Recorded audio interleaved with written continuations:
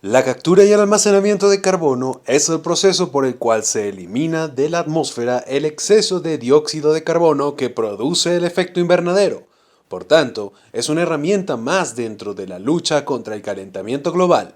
Es un tema tan importante y tiene tantos aspectos interesantes que te contamos todo lo que necesites saber sobre esta captura y almacenamiento de carbono. Recuerda suscribirte, comentar y darle like. Primero que nada, hay que saber qué es el efecto invernadero.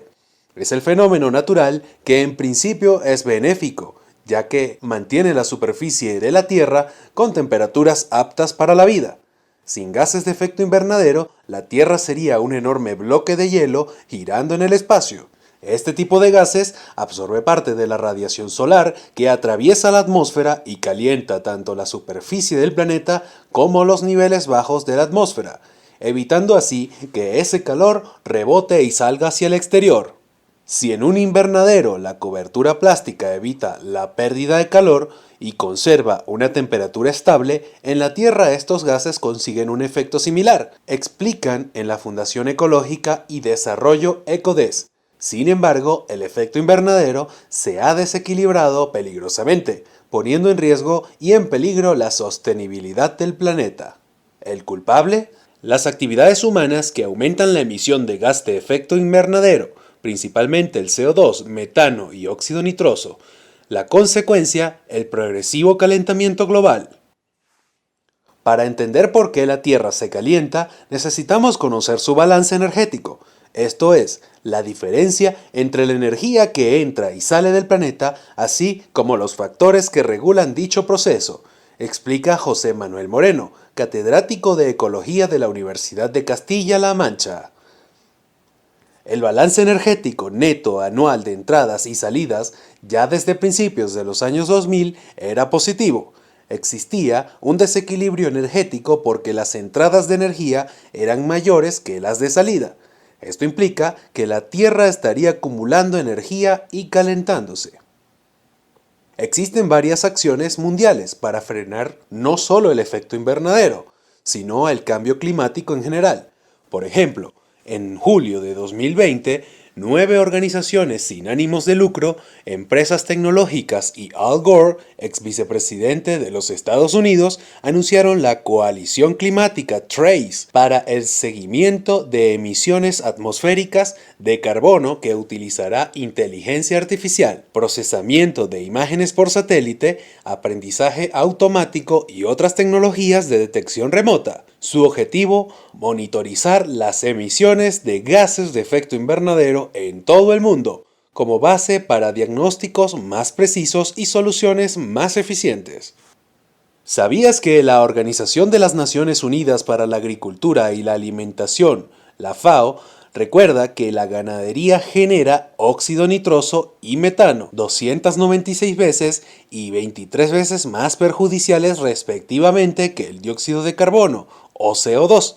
Si bien la cantidad total del CO2 emitido hace que su contribución al efecto invernadero de este gas sea mayor, el ozono, por su parte, se concentra en la parte inferior de la atmósfera, actuando como un potente gas de efecto invernadero, mientras que en la superior la capa de ozono escasea, lo que se traduce en una menor capacidad para impedir la radiación solar adversa. Recuerda suscribirte, comentar y darle like. Todos estamos de acuerdo en que debemos reducir las emisiones de gases de efecto invernadero a la atmósfera. Entonces, ¿cómo se realiza la captura y el almacenamiento de carbono? Hay varias formas para la captura del carbono, algunas mucho más complejas, costosas y efectivas que otras.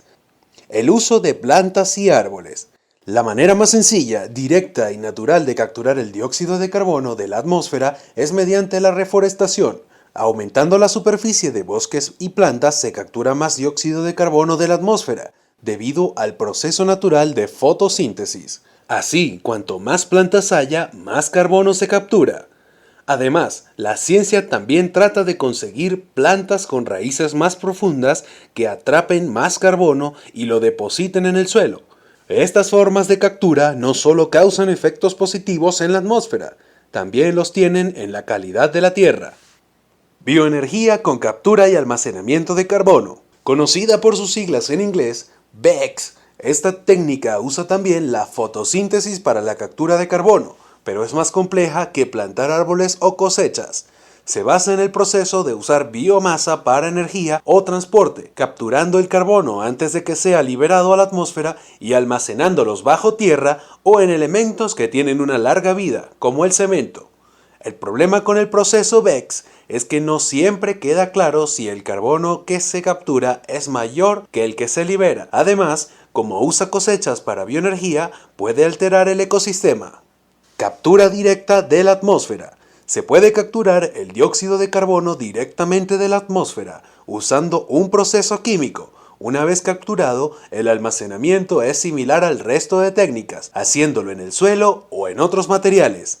Aquí, la reducción y el impacto positivos son claros. Sin embargo, la tecnología todavía es costosa y requiere un gran uso de energía. El coste de capturar de esta manera una tonelada métrica de dióxido de carbono está entre los 94 y $232 según algunos estudios. En cuanto al gasto energético, se calcula que quitar una gigatonelada de carbono requiere alrededor del 7% de la proyección de energía que se producirá en Estados Unidos en 2050, es decir, mucha.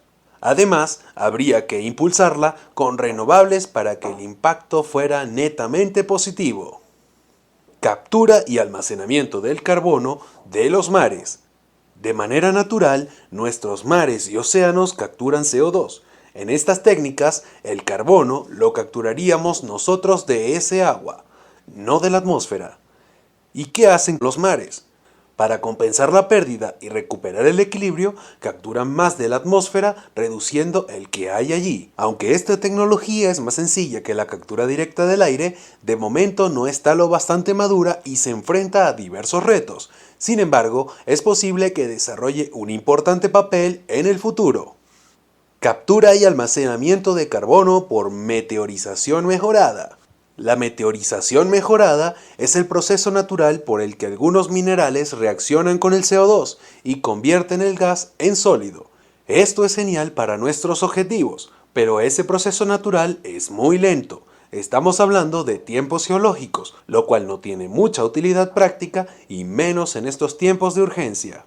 Sin embargo, algunos científicos están trabajando en mejorar ese proceso y acelerarlo. La exposición al aire de estos minerales mejorados permitiría capturar y almacenar más carbono. Como vemos, tenemos varias opciones de captura y almacenamiento de carbono. Algunas de ellas aún están en fase inicial, pero serán muy necesarias si queremos revertir a tiempo los efectos del cambio climático. Entonces, ¿podemos salvar al planeta? A mediados de los años 70, un grupo de científicos avisó sobre la paulatina destrucción de la capa de ozono, que protege al planeta de la radiación ultravioleta.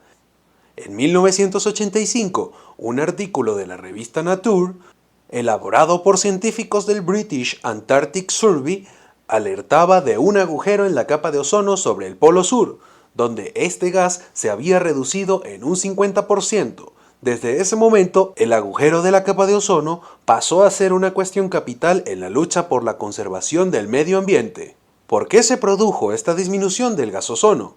El principal causante fue el creciente uso de los clorofluorocarbonos, conocidos popularmente como CFC, que provocan una mayor destrucción del ozono del que se forma, disminuyendo su concentración.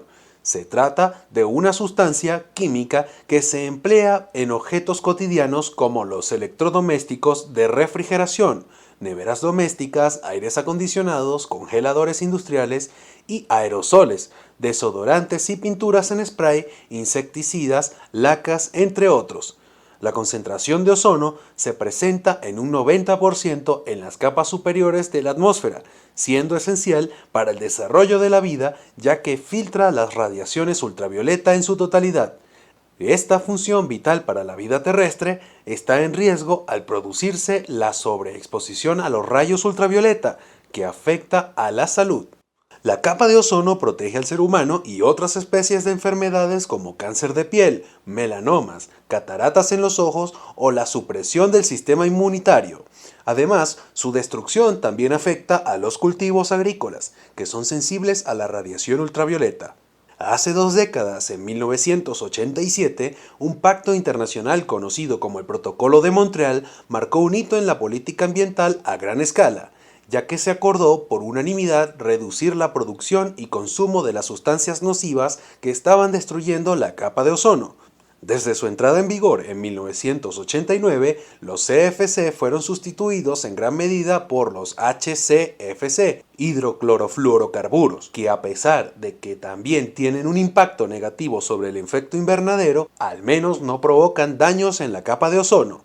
El Protocolo de Montreal está considerado como uno de los grandes éxitos en colaboración internacional para la lucha por la preservación del medio ambiente, y es un claro ejemplo de cómo un pacto global puede incentivar a los países para seguir trabajando de manera conjunta. Gracias a las medidas adoptadas en el Protocolo de Montreal, la capa de ozono se está recuperando, tal y como se detalla en un informe del MIT, Instituto Tecnológico de Massachusetts. Desde el año 2000, momento en que la concentración de ozono alcanzó su mínimo histórico, hasta hoy el agujero ha disminuido en 4 millones de kilómetros cuadrados. La comunidad científica estima que si se mantiene este ritmo de recuperación, en 2050 el agujero se habrá cerrado por completo. Es decir, la concentración de gas ozono volverá a ser la misma que había en esta localización del Polo Sur antes de que la acción humana provocara su alteración. Para concientizar sobre la importancia de cuidar la capa de ozono, cada 16 de septiembre se celebra el Día Internacional para la Prevención de la Capa de Ozono. Entonces, respondiendo a la pregunta anterior, sí se puede salvar al planeta. Sin embargo, deberíamos actuar antes de que sea tarde. El Protocolo de Montreal, porque ya estábamos llegando a un mundo crítico donde el agujero de la capa de ozono se hacía cada vez más grande y afectaría a toda la vida en el planeta Tierra. Tenemos que tener respuestas más rápidas y el apoyo de todo el mundo para evitar llegar al punto donde el daño sea irreversible, punto al que hemos estado tan cerca de llegar en más de una ocasión. Espero que les haya gustado el video. Recuerda suscribirte, comentar y darle like. Nos vemos en el próximo video.